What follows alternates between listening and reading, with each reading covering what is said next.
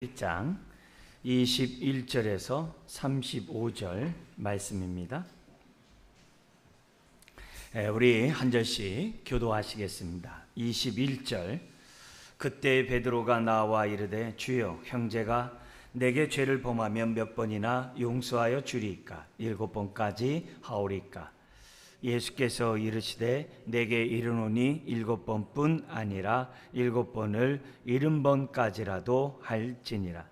그러므로 천국은 그 종들과 결산하려 하던 어떤 임금과 같으니 결산할 때에 10,000달란트 빚진 자 하나를 데려오매 갚을 것이 없는지라 주인이 명하여 그 몸과 아내와 자식들과 모든 소유를 다 팔아 갚게 하라 하니 그 종이 엎드려 절하며 이르되 내게 참으소서 다 갚으리이다 하거늘 그 종의 주인이 불쌍히 여겨 놓아 보내며 그 빚을 탕감하여 주었더니 그 종이 나가서 자기에게 100데나리온 빚진 동료 한 사람을 만나 붙들어 목을 잡고 이르되 빚을 갚으라 하매 그 동료가 엎드려 간구하여 이르되 나에게 참아주소서 갚으리이다 하되 허락하지 아니하고 이에 가서 그가 빚을 갚도록 오게 가두거늘 그 동료들이 그것을 보고 몹시 딱하게 여겨 주인에게 가서 그 일을 다 알리니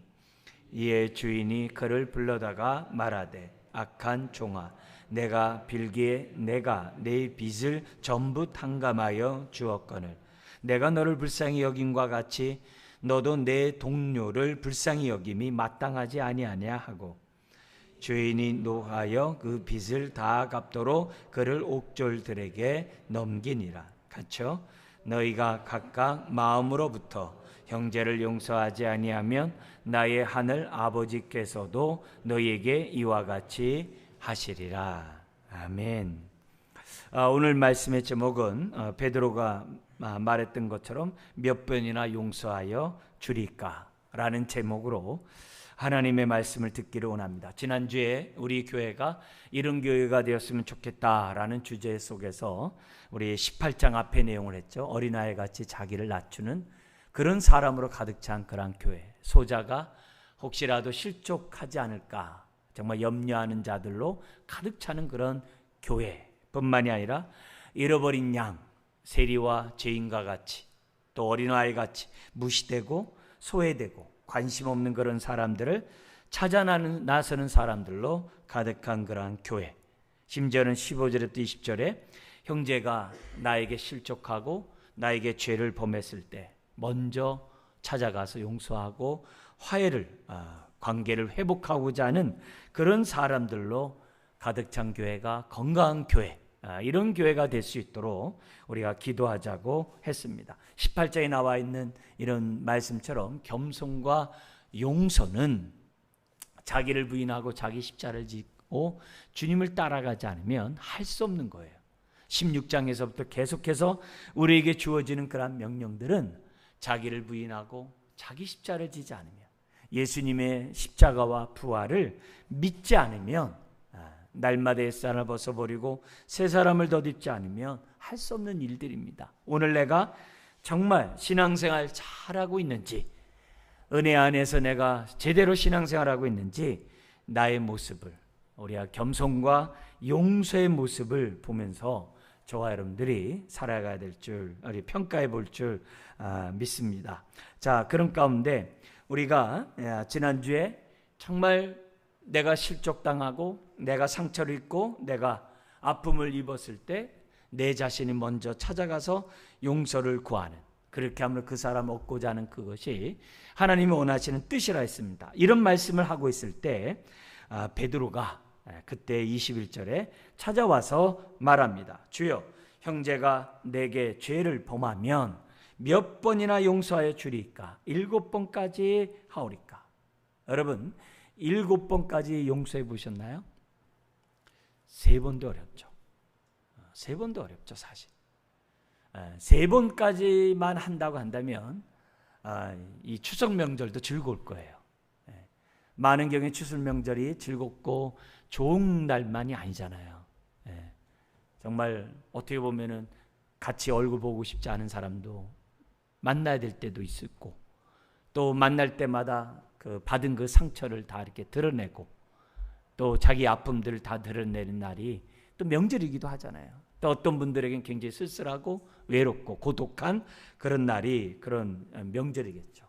그러면서 이 명절 때마다 친지 간에, 가족 간에, 또 형제 자매 간에, 부모 자식 간에 있었던 그러한 여러 가지 아픔들, 생각들을 또 떠올리는 날이 또 명절이기도 합니다. 물론 어렸을 땐 그런 건 잘 모르겠습니다만 나이가 먹으면 먹을수록 많은 회한이 있는 그런 명절이기도 하죠. 자, 이럴 때 나는 7번 용서해 받는가? 아니 3번이라도 해봤는가? 많은 경우에 3번까지 한다면 정말 즐거움의 명절이 될 겁니다. 3번 용서하기도 쉽지 않습니다. 자, 그런데 이런 정말 후한 이 베드로에게 정말 우리 주님은 칭찬한 것이 아니라 뭐라고 하냐면 7번뿐만 아니라 7번을 70번까지라도 용서하라. 그렇게 베드로에게 또 제자들에게 말씀하고 있습니다. 이거는 77249에서 490번을 용서하라 그런 의미가 아니라 용서할 때가 될 때마다 용서할 그런 일이 생겨날 때마다 용서하고 또 용서하고 또 용서하되 다 잊어버리라는 거예요. 마음으로 깨끗이 다 잊는 가운데 그에게 뭐예요? 계속 용서를 베풀라고 하는 그것이 주님의 뜻입니다. 예를 들면은 내가 선심 쓰듯이 용서를 한다든지, 내가 지금 2번 용서했어, 한 번만 더 하면 나 용서 못해 라는 그러한 마음으로 용서를 했다든지, 심지어는 내가 지난번에 용서했으니까 당신이 지금도 나에게 용서해 주는 게 인간의 도리가 아니야? 라고 생각하면서 용서를 해주는 것이 아니라 내가 용서한 그 순간 깨끗이 잊어버리고 그에게 어떤 대가를 바라거나 내가 거칠애를 하거나 내가 용서해 준 내라고 과실하거나 숫자를 세는 그런 것이 아니라는 거죠. 7번씩 70번까지라도 용서하라고 그렇게 말씀하세요. 여러분 용서하는 거 쉽습니까? 제가 볼 때 사랑하는 것보다 더 힘든 것 같아요. 물론 사랑의 범주죠. 낯선 사람에게 잘해주는 거, 나에게 어떤 아픔을 주거나 상처를 주지 않는 사람에게 이렇게 잘해주는 거, 그건 얼마든지 할 수 있을 것 같아요. 그러나 나에게 상처를 주고 아픔을 주고 고통을 주고 해를 주고 다시 상종하고 싶지 않고 말을 섞고 싶지 않은 사람을 갖다가 용서해 준다. 사실 쉽지 않다고 봅니다. 그러나 우리 주님은 한 번도 아니라 7번씩 70번까지도 용서해 주라고 지금 말씀하고 있어요. 상종하고 싶지 않은 사람을 용납하고 받아주고 그 사람과 같이 지내라는 거예요. 같이 지내라는 거예요. 이게 쉽지 않아요. 더구나 우리 지난주의 말씀처럼 먼저 찾아가서 나에게 상처를 준 사람에게 먼저 찾아가서 용서를 구하고 관계를 회복하라. 쉽지 않아요. 웬만하면 쳐다보고 싶지도 않고 같은 자리에 있고 싶지도 않는 것이 통념이에요. 그런데 우리 주님은 이런 자가 하늘에서 큰 자래요. 그리고 이와 같이 하라고 주님은 말씀하고 있습니다. 왜요? 우리가 이러면 이럴수록 하나님이 나와 함께함을 느껴요. 경험해요. 우리가 남에게 잘해주는 것보다도 남을 용서하면 용서할수록 하나님의 임재를 더 느껴요. 그만큼 나를 향한 하나님의 사랑을 더 깨닫게 돼요. 이 상아리만큼 용서하면 용서할수록 임재를 경험하게 되고 하나님의 함께함을 느끼게 되고 더욱더 그 용서하면 왠지 모르게 마음에 오는 그런 평안과 기쁨이 있어요. 왜요? 하나님이 함께하기 때문에. 그런 의미가 있어요. 유대인들에게 랍비가 있어요. 랍비들은 안식을 거룩히 지켜라. 그러면요. 어떻게 지키는 것이 안식을 거룩히 지키는지를 쫙 몇 시까지를 해놔요. 그래서 그렇게 지키면 안식을 지키는 거다 이렇게 돼 있어요. 용서하라 그렇게 하면은 어떻게 하는 것이 용서인지를 그렇게 쫙 예들을 갖다가 기록해 놓고 사람들에게 그것이 그렇게 행동하도록 가르치는 것을 보게 됩니다. 이 용서에 관한 랍비의 그런 글이 있어요. 이 글이 있는데 어떻게 용서해야 되는가에 대한 샘플이 나오는데요.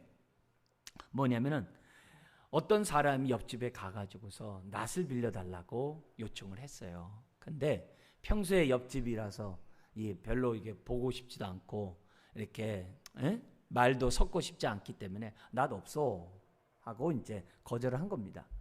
근데 이 거절한 이 사람이 다음에는 자기에게 뭐냐면 농기구가 필요한 거예요. 삽이 필요한 거예요. 그래서 찾아가서 아무개 나 좀 삽 좀 빌려주게 나 아주 이렇게 놔두껍게 가서 얘기를 한 거예요. 자, 그랬을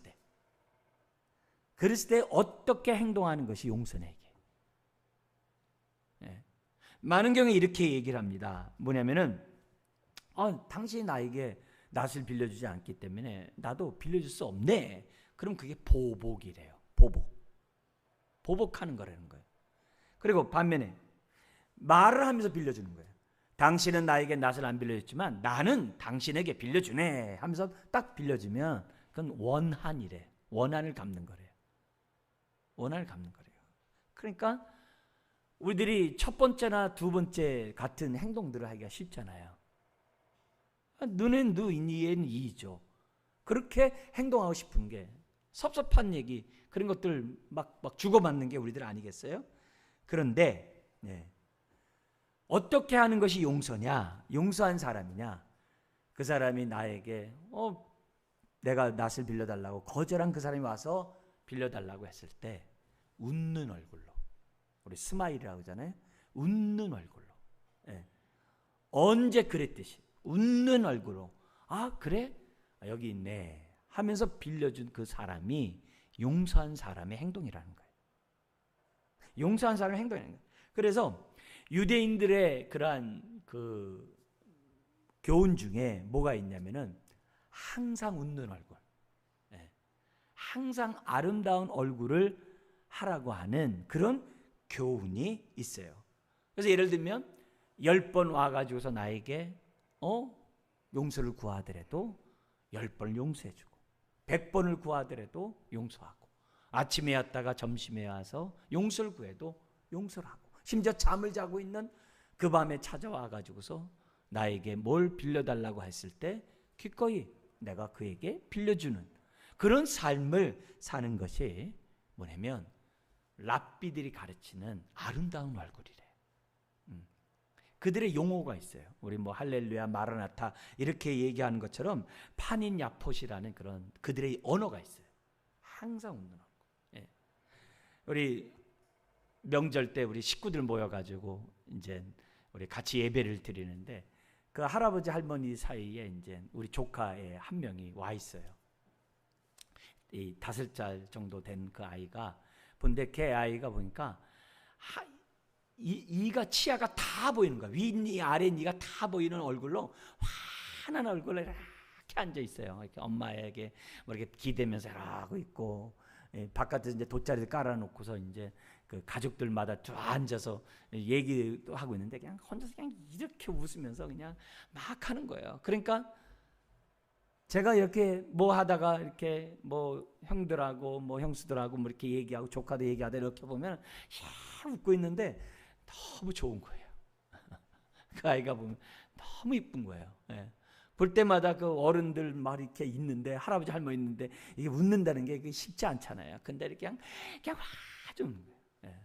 보통 그냥 신분을 해가지고 언제 집에 가 이런 게 보통 아이들의 모습인데 용돈만 간단히 자기 용돈만 받으면 이제 용돈 받으면 끝나는 거 아니에요. 근데 그냥 웃는 얼굴 이렇게 웃는데 얼마나 이쁜지 몰라요. 근데 또 한술 더 떠서 또 우리 그 할머니가 그 아이한테 할머니죠. 글쎄 우리 애가요 얼마나 애가 착한지 몰라요. 매일 기도한대요. 그 아이가 매일 기도한대. 그래서 뭘 놓고 기도하냐 그러니까 동생 주세요. 그러니까 이제 빵 터지는 거죠. 근데 그 조카애가 그러더라고요. 이제 그 아이의 아빠겠죠. 아이고, 짠아빠, 제가요 코로나 기간 동안 한 번도 빼놓지 않고 제가 교회를 갔어요. 그래서 왜 그랬더니 주일날만 되면 애가 벌써 다 준비하고 가자고 지금 번쩍이 되는 거예요. 그래가지고 자기가 한 번도 빼놓지 않고, 야, 잘했다. 그러니까 얼마나 이쁜지 몰라요. 예? 그러니까 환히 웃는 그 모습을 이렇게 보니까 오늘 랍비들이 어떻게 정말 사람들을 대해야 되느냐라는 그런 교훈에서 나타났던 그 말씀처럼 활짝 웃으니까 더 말할 것도 없는 거죠. 그러니까 다 나이 든 할머니 할아버지들이 걔 딱 보면 어떻게 기분이 좋은 거죠. 랍비들이 지금 우리들에게 얘기하고 있는 거죠. 그들에게 가르쳤던 게 그거예요. 근데 주님이 7번씩 70번까지라도 그렇게 하라, 그 말은 그 당시 사람들이, 그 당시 유대인들이 하고 있는 그 웃는 얼굴로, 아름다운 얼굴로 서로 대하라는 그 교훈에 따라 지금 뭐예요? 제자들에게 가르치고 있는 것이고, 오늘 저와 여러분들에게 가르치는 거예요. 보복하는 마음으로, 원망하는 마음이 아니라 깨끗하게 앙금 없이 떠나보내라는 거예요. 그것이 주님이 지금 제자들을 통해서 우리들에게 말씀하고 있는 거예요. 그러면서 이런 얘기를, 어떻게 용서를 해야 되는 이 얘기를 설명하기 위해서 지금 23절 이하에 35절까지 뭐냐면은 10,000달란트와 100데나리온을 통해서 용서의 삶을 살아야 될 것을 우리에게 말씀하고 있습니다.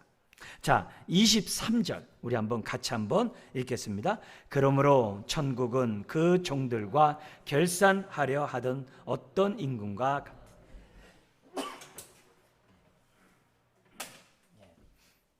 여기 보면은 천국은 이와 같기 때문에 뭐라는 거예요? 이와 같이 살라는 거예요. 예. 천국은 이와 같기 때문에 이와 같은 삶을 살라는 거예요. 이 땅의 삶이 정말 우리가 하나님 나라를 이미 우리는 경험했잖아요.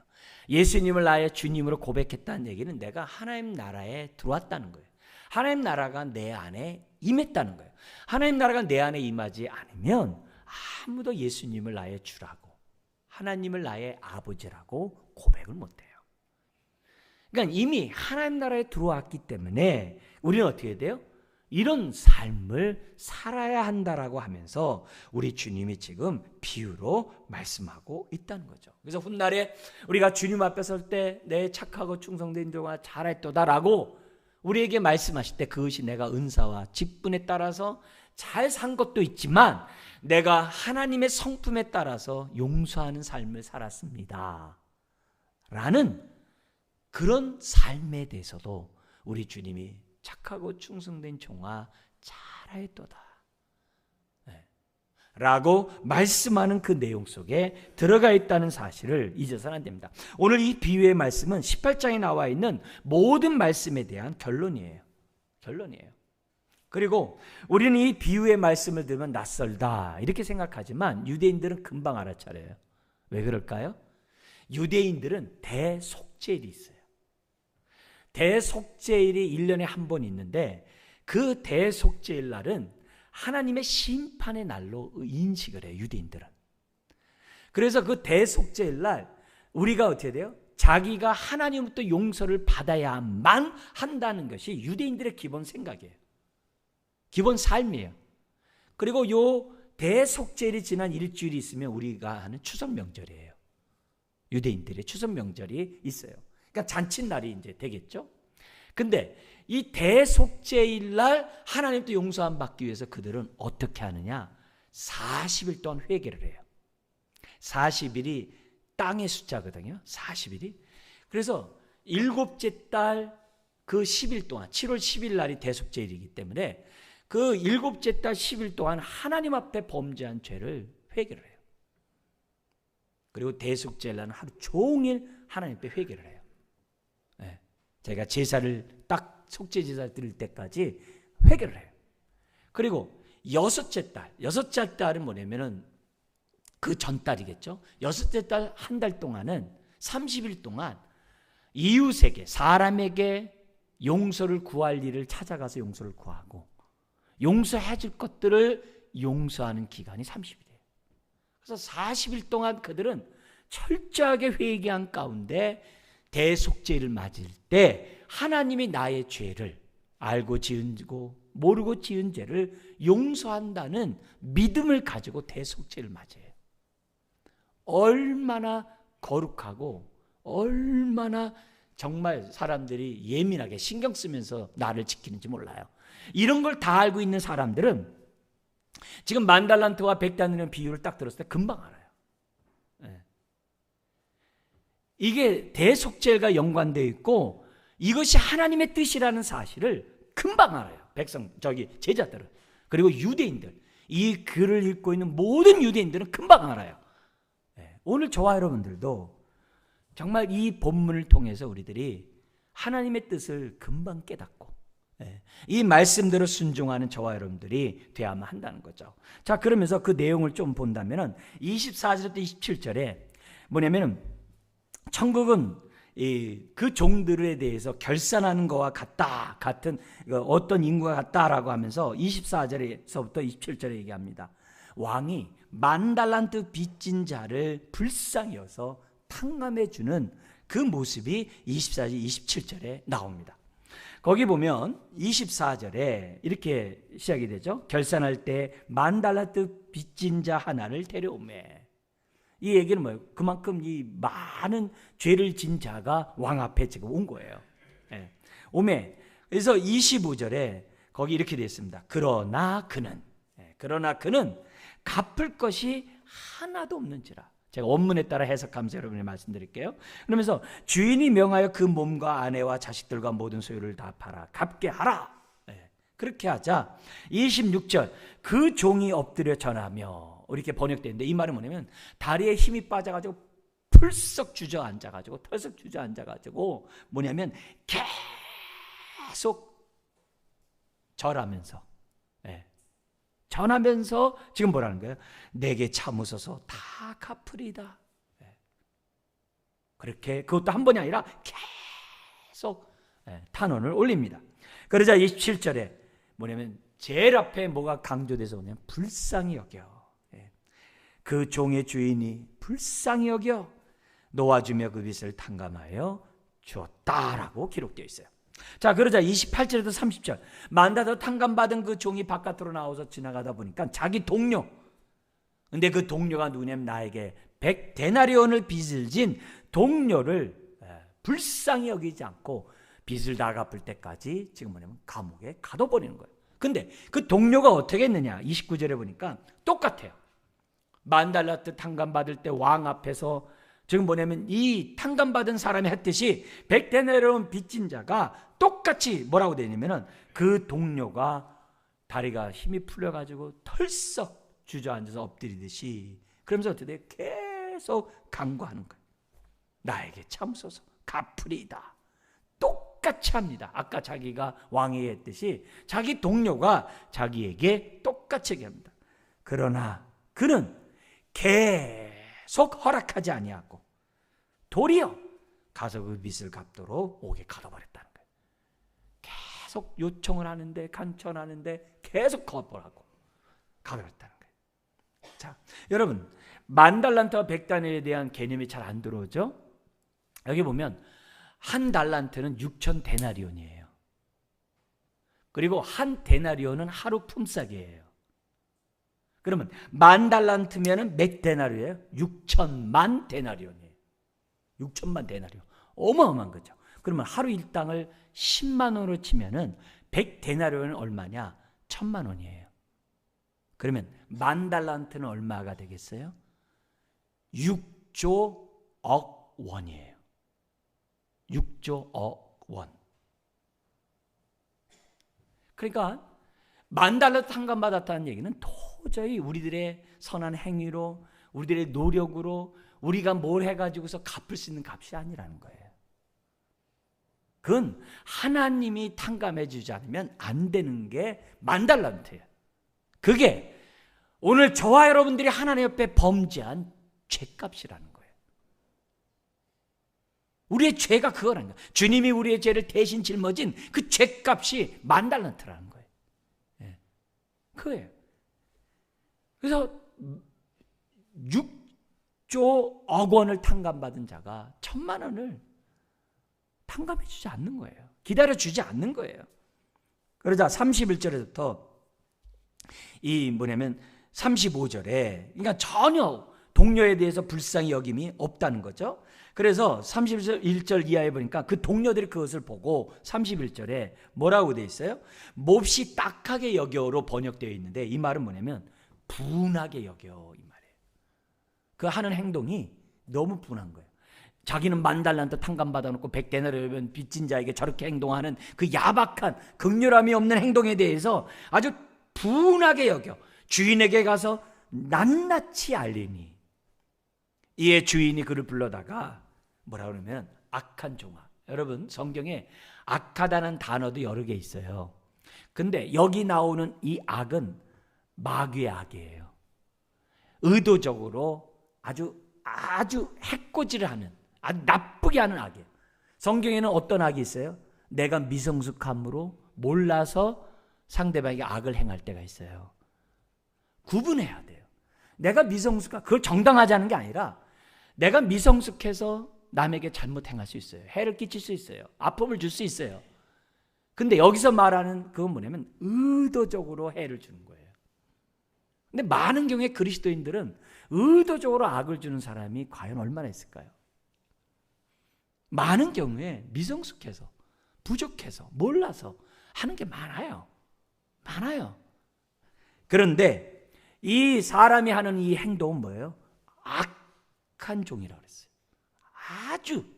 아주 그냥 마귀적인 그 정말 의도적으로 용서라는 게 눈꼽만도 없는 그런 잘하는 개념이 이 속에 들어있어요. 그래서 너가 빌기에 내가 그 빚을 전부 탕감해 줬거늘 33절 내가 너를 불쌍히 여김같이 너도 내 동료를 불쌍히 여김 마땅하지 아니하느냐 이렇게 돼 있어요. 근데 강조가 뭐가 되냐면 마땅하지 않느냐가 제일 앞에 나와요. 이렇게 한 게 당연한 거 아니냐 그 얘기예요. 그러면서 주인이 노하여 그 빚을 다 갚도록 그 옥졸에다 넘겨버려요. 그러면서 35절에 뭐라고 했냐면은 우리 같이 한번 읽어볼까요? 너희가 각각 마음으로부터 형제를 용서하지 아니하면 나의 하늘 아버지께서도 너희에게 이와 같이 하시리라. 강조 말은 이와 같이 나의 하늘의 아버지께서도 너희에게 행하리라. 뭐 하면요? 각각 마음으로부터 형제를 용서하지 않으면 그렇게 지옥불에 던지겠다는 거죠. 자, 이런 비유를 통해서 주님 우리에게 강조하는 세 가지 교훈을 한번 살펴보려고 해요. 첫 번째는 뭐냐? 왜 이런 교훈을 통해서 우리에게 뭘 강조하냐? 첫 번째는 나와 우리 교회는, 나와 우리 공동체는 하나님으로부터 용서와 긍휼함을 받은 자들의 모임이라는 사실을 알라는 거예요. 내가 어떤 자인지 먼저 알라는 거예요. 첫 번째가 내가 누구냐니까. 우리 교회가 어떤 교회인지를 먼저 알라는 거예요. 다시 말하면 나는 하나님으로부터 용서함 받은 자라는 거예요. 우리는 하나님으로부터 불쌍히 여김을 받은 자라는 거예요. 그래서 교회에 들어올 때마다 어떤 마음으로 오는 거예요? 나는 10,000달란트 탕감받은 사람이야 라는 마음으로 예배드리러 와야 한다는 거예요.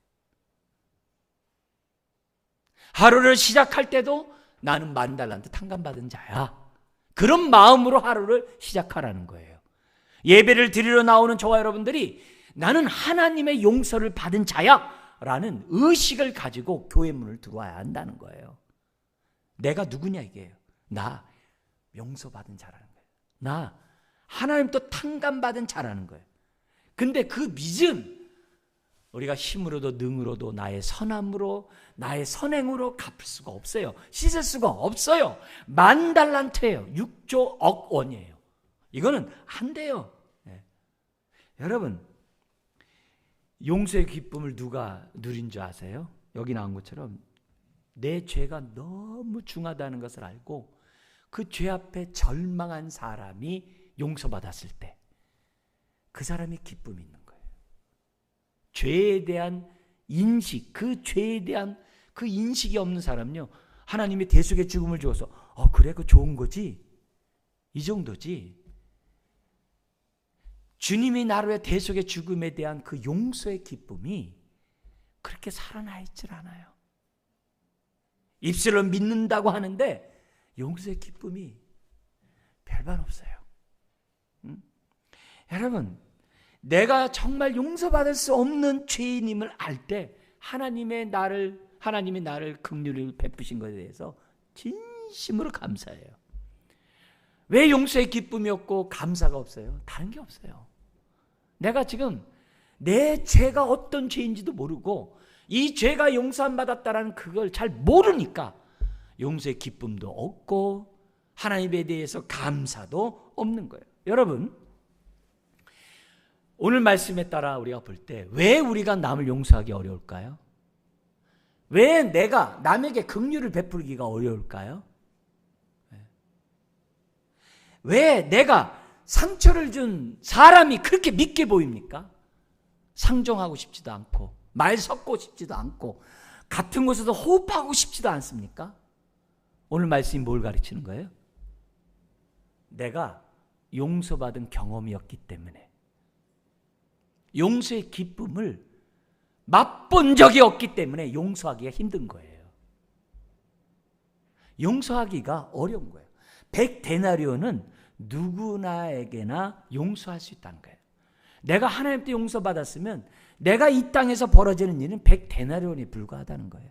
이 땅에서 벌어지는 일들은 용서 못할 게 없다는 거예요. 없다는 거예요. 이걸로 주님이 우리들에게 말씀하고 있는 거예요. 여러분, 어떤 사람이 이렇게 얘기해요. 내가 용서 못하는 건 의지가 약해서, 내가 용서 못하는 건 내가 성질이 아주 못돼서, 내가 용서하지 못하는 것은 내가 이기적이 있어서. 반대로 얘기해 보세요. 내가 이기적이지가 않고요, 내가 법 없이도 사는 착한 사람이고요, 내가 의지가 아주 강한 사람이에요. 그럼 용서할까요? 천만에요. 용서는 용서받은 경험이 있는 자만이 할 수 있는 게 용서예요. 용서받지 않은 사람이 용서하면 다 세요. 나 3번 용서했다, 나 4번 용서했다, 다 세요. 또 용서해줬다 하면서 이렇게 자기가 얘기를 해요. 여러분, 그거는 성경에서 말하는 용서가 아니에요. 주님이 우리들에게 용서하라는 그것은 7번씩 70번까지예요. 그냥 기억하지 말아야 돼요. 아침에 와서 용서를 구하고 점심에 와도 기억하지 말아야 돼요. 주님이 요구하고 있는 그거는 다른 게. 그럼 우리가 어떻게 그렇게 70번씩 할 수 있겠어요? 7번씩 7번까지 할 수 있겠어요? 내가 용서받은 자라는 경험이 있으면, 용서의 기쁨이 있으면 용서할 수가 있다는 거예요. 여러분, 10,000달란트 탕감받았다는 것은 값없는 은혜를, 정말 다함이 없는 은혜를 받았다는 것을 우리에게 말씀하고 있는 거예요. 그렇다고 한다면 오늘 우리들이 정말 대속의 죽음이 얼마나 놀라운 은혜인지를 정말 생각하지 않을 수가 없는 거예요. 그래서 용서함 받으면 예수님처럼 죄인과 세리까지도 용서해요. 가려가면서 용서하는 게 아니라 용서할 수 없는 세리까지도 용서를 해요. 미움과 어떤 그러한 원한과 보복을 십자가 앞에 내려놓게 돼요. 용서의 경험이 있으면, 용서의 기쁨이 있으면 하는 거예요. 내가 용서해 주면서 나 큰 맘 썼다, 나 인시 후하다, 그건 용서한 게 아니라는 거예요. 그건 용서가 아니라는 거예요. 용서는 나를 통해서 내가 받은 긍휼함이 흘러가게 하라는 거예요. 하나님의 긍휼함이 흘러가게 하는 것이 용서라는 것을 우리들에게 보여줘요. 내 눈에 흙이 들어갈까지 나 절대 용서 못해, 그러면 안 돼요. 첫 번째가 뭐라고요? 저와 여러분들은요, 10,000달란트 탕감받은 자라는 사실에서부터 출발하라는 거예요. 그게 나예요. 그게 교회의 기초예요. 그게 교회의 기초가 돼야 돼요. 사람과의 대화 속에서 기초가 나는 탕감받은 자야, 10,000달란트. 저 사람이 하는 거는 100데나리온에 불과해. 그걸 갖다가 우리에게 보여줘요. 여러분, 오래 살면 살아갈수록 부부들도 얘기하면 어떻게 돼요? 그냥 창세부터 계시록까지 다 연결해가지고 대화들이 다 뭐예요? 티각티각 하잖아요. 왜요? 다 옛날의 앙금이 다 쌓여서 나오는 말이기 때문에 그래요. 아니에요. 주님이 우리들에게 요구하고 있는 것은 깨끗하게 다 청산하라는 거예요. 청산하는 게 첫 번째. 그래서 우리가 신앙생활하면서 보라 이전 것은 지나갔으니 새로운 피조물이 되었도다. 여러분, 그렇게 사는 거예요. 믿음은 과거에서 오늘 사는 게 믿음이 아니에요. 믿음은 장차 누릴 천국을 오늘 믿음으로 누리며 사는 것이 믿음의 삶이에요. 우리는 어제에서 오늘 사는 자들이 아니에요. 미래 것을 오늘 끄집어다 사는 것이 오늘 저와 여러분들의 삶이에요. 그게 믿음이에요. 그게 믿음이에요. 그렇기 때문에 우리가 어떻게 돼요? 나에게 아픔을 준 사람도 잊어버린 거고, 심지어 내가 그에게 잘해주고 용서해준 것도 잊어버리고, 오늘부터 새롭게 시작하는 게 믿음이에요. 믿음은 바라는 것들의 실상이요 보지 못하는 것들의 증거라고 했어요. 그게 믿음이에요. 근데 우리는 자꾸 불신자같이 세상 사람들처럼 옛것에 의해서, 어제 옛것에 의해서 오늘을 살아가요. 아니에요.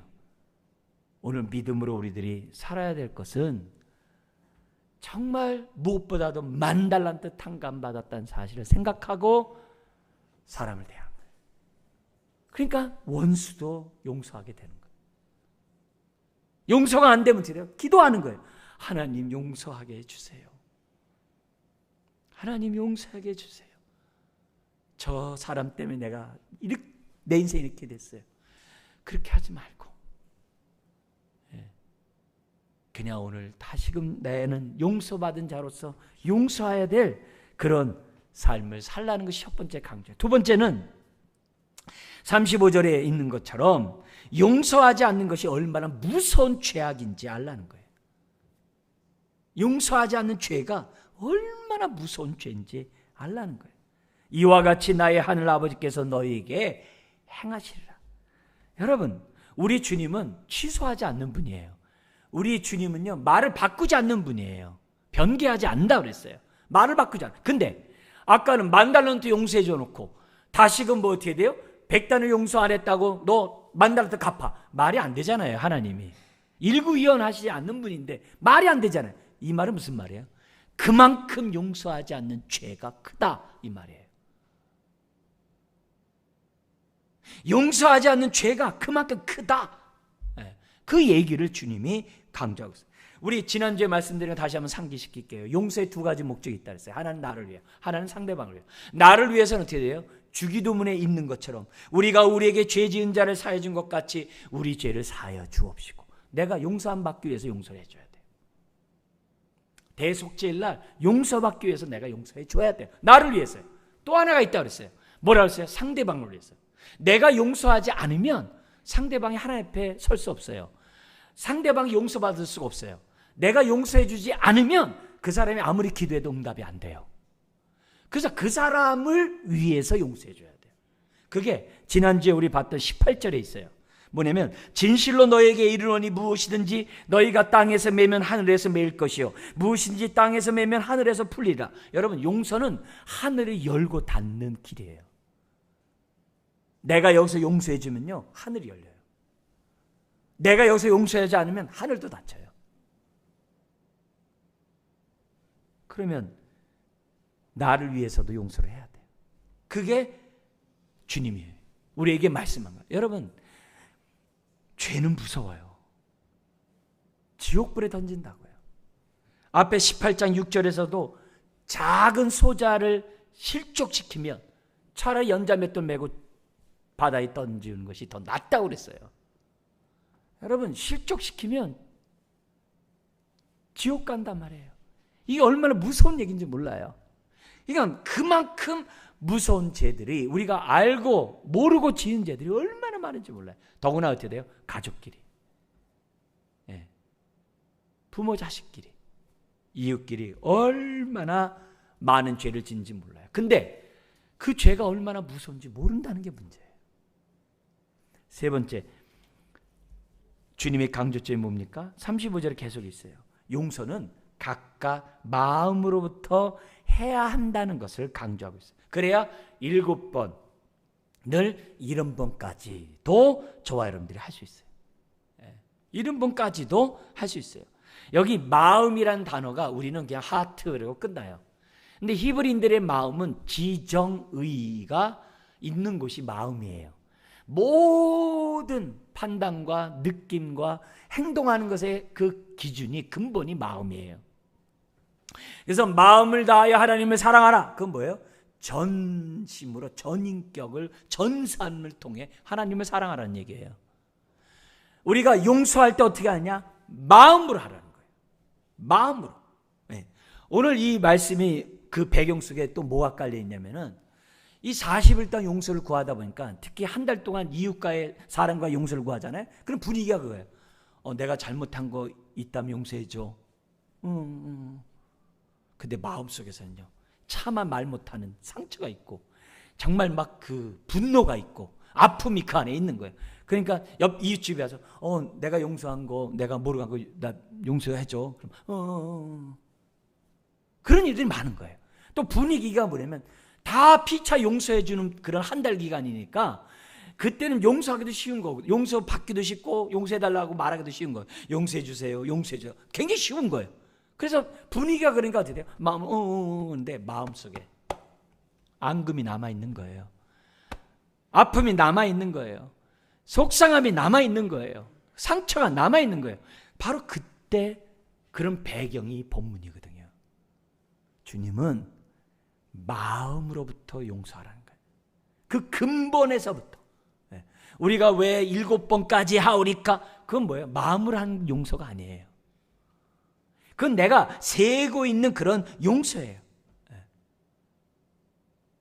용서를 구하는 자에게는 뭐 끊임없이 웃는 얼굴로 아까 그 아름다운 얼굴로 용서하는 것은 두말할 것도 없고 용서해주는 내 자신 마음속에 앙금이 남지 않도록 마음으로 깨끗하게 하는 거예요. 몇 번이나 하니까 나 3번 했어.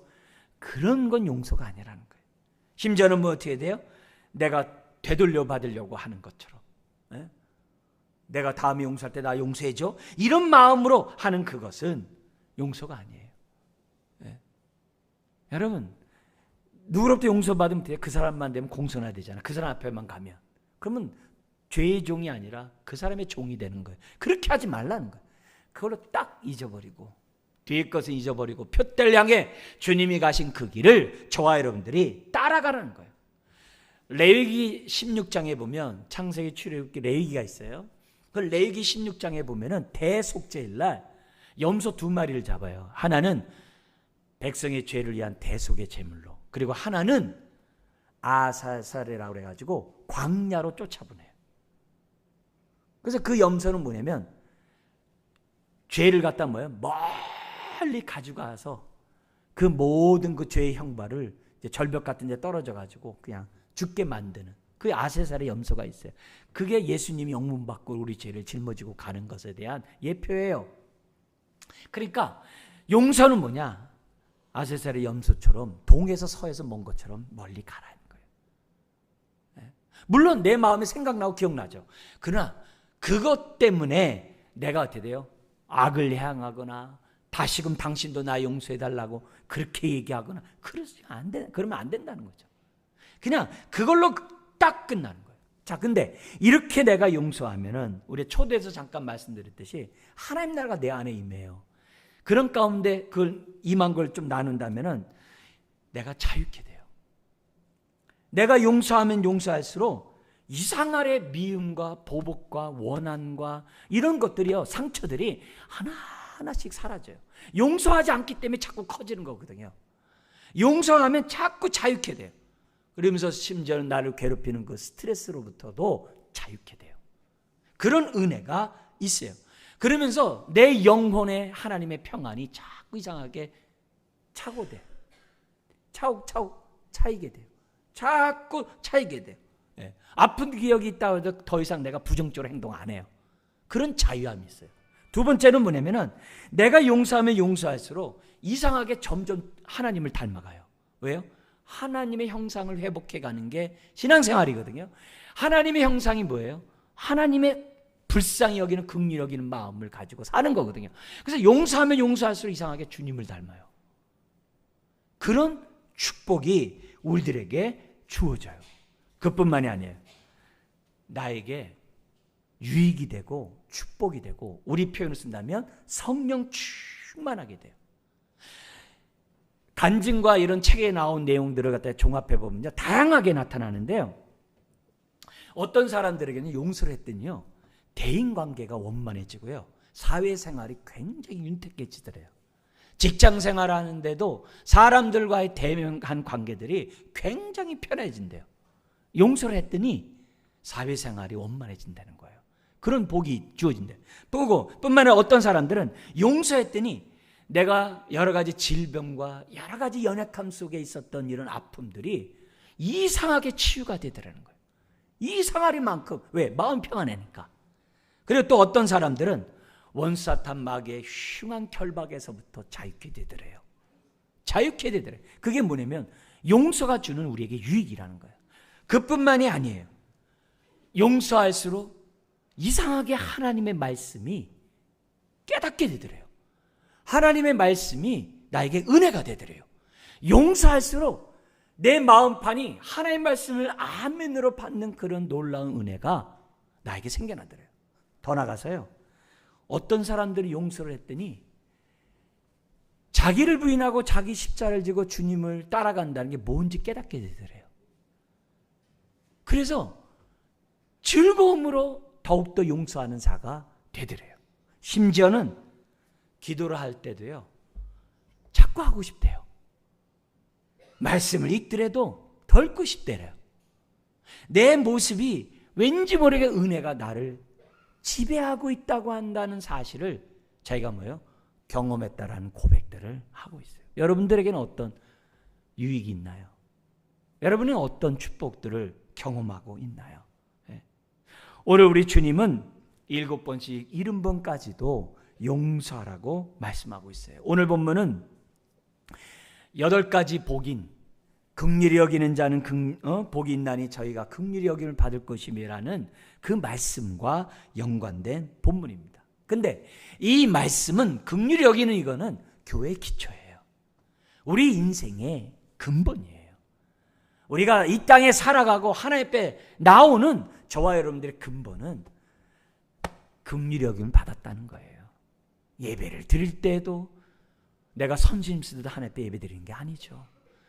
긍휼히 여김을 받았기에 하나님 은혜에 감사해서 예배 드리는 거죠. 내가 남에게 용서하는 것도 다른 게 아니죠.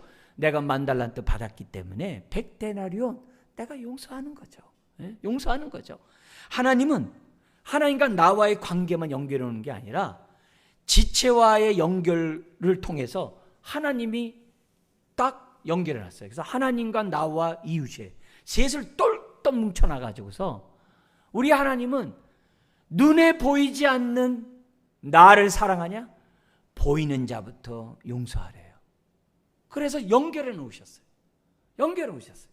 그러니까 오늘 저와 여러분들이 용서하지 않으면 정말 하나님 나라의 백성으로서 이 땅에 살아가는 자라고 말할 수 없어요. 여러분, 세상은 라멕, 가인의 자식 가운데 라멕이 있어요. 라멕은 어떤 자냐면요, 7배를 갚는 자예요. 나에게 상처 줬어? 7배 갚을 거야. 분이 풀릴 때까지 갚는 게 라멕이에요. 근데 이런 세상에서 법이 등장을 해가지고 더 이상 눈에는 눈만, 이에는 이만 하는 법을 해놨어요. 그래서 법 테두리 안에서 보복을 하게끔 해놨어요. 그게 법이에요. 만약에 법이 없었다면요, 이건 난리가 나는 거예요. 우리나라도 난리가 나는 거예요. 법이 있으니까 딱 그 안에서만 하는 거예요. 그 안에서만. 그게 모세 율법이기도 하고 세상의 법이기도 해요. 근데 하나님이 우리에게 주는 법은 라멕도 아니고, 라멕의 세상에서 모세 오경의 그 법도 아니라 뭐라는 거예요? 하나님의 법. 용서와 긍휼로 이 세상을 살아가라고 우리 주님이 본을 보이셨고 우리로 하여금 따라오도록 하신 거라는 거예요. 그게 오늘의 말씀이에요. 여러분, 나의 근본을 잃어버리면 안 돼요. 우리 교회의 근본을 잃으면 안 돼요. 여러분이 교회에 나올 때 $10,000 탕감받았다는 사실을 잊어버리고 나오면 안 돼요. 그걸 생각하면서 웬 은혜인가, 웬 축복인가 생각하면서 예배 드려야 될 줄 믿습니다. 오늘의 말씀이 오늘 내 삶을 정말 복되게 하는 말씀이 되길 주의 이름으로 축원합니다. 기도하겠습니다. 하나님 아버지, 우리 주님께서 이 땅에 오셔서 긍휼을 베푸시고 죄를 용서하시고 우리를 치유와 회복으로 인도하시니 감사함을 드립니다. 주여, 하나님의 은혜를 긍휼함을 경험한 주의 자녀들, 다시 한번 오늘 말씀을 기억하게 하시고 마음으로 용서하게 해 주옵소서. 7번을 70번까지라도 하면서 용서하는 우리가 되게 하여 주옵소서. 어제의 모습으로 우리가 서로 만나는 것이 아니라 미래 훗날 하늘나라에서 만날 형제자매로 오늘을 만나고 오늘 대하는 주의 자녀들 되게 하여 주옵소서. 모든 것 주님께 의지하며 예수님의 이름으로 기도드리옵나이다. 아멘. 찬송가